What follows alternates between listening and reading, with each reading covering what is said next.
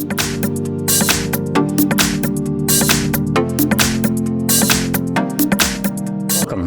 front of me is a SHARP Aquos S2, and today I will show you how to insert SIM and SD card.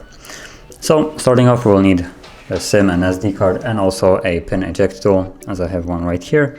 If you don't have one, or you lost it or don't really feel like looking for it, you can always use something like a paper clip or something that is small enough to basically fit into that tiny little place where you need to insert it, which is right now in. So yeah, so once you have anything that will fit in there, you can just put it on and push it firmly in, and you will see the tray popping out like so. So from here you can take it out and put a SIM card like so with the cutout on the bottom right corner of it, and then memory card, oops, like so. Make sure it's laying there flush on there, not like, as you can see, it's not sticking anywhere out.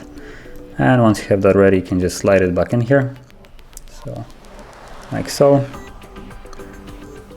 And once you slide it all the way in, make sure that the card doesn't pop out like it just tried for me. And now you can see SD card already in, transfer photos and media, and just trying to find some reception for the SIM. So as you can see, both of them are working. Now, if you found this video helpful, don't forget to hit like, subscribe, and thanks for watching.